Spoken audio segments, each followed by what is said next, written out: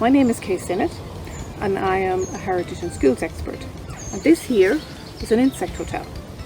It's a habitat for insects, spiders and lots of other little creatures. It gives them somewhere to sleep, somewhere to nest, somewhere to hibernate and somewhere to shelter. You can buy them like this, or even better, you can make your own. What you need is something waterproof, something that will keep your materials nice and dry. Just to fill it at the very back, what we're going to do is we're going to use some straw. If you don't have straw, you could just scrunch up some newspaper, just scrunch it up really tight and leave that there. We're going to leave that on its side later on. Something else you can use is, if you have any sticks in the garden that have holes in them, like this, you can just take a handful, whatever you can fit into your hand, it doesn't really matter.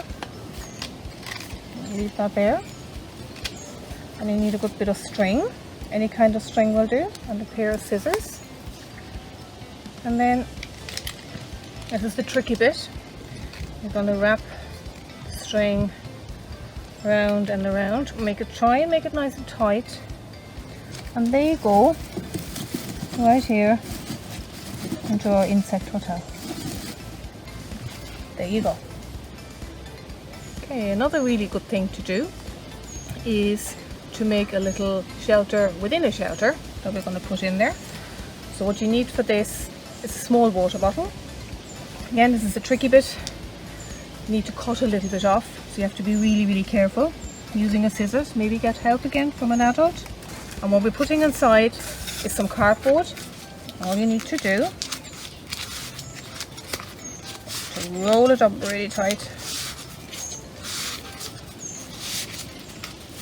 Hopefully that will fit into our bottle. Fits perfectly. If you wanted to put a little bit more in, you could cut some more and you can put it in the side there as well.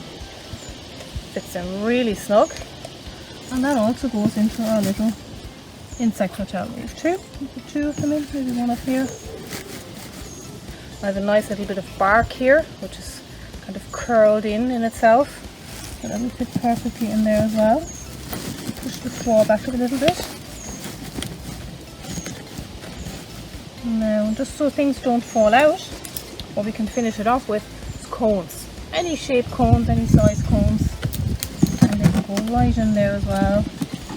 All you need to do now is to find a space that is a little bit sheltered, so the wind doesn't blow it away because it's quite light, and somewhere where it doesn't rain into.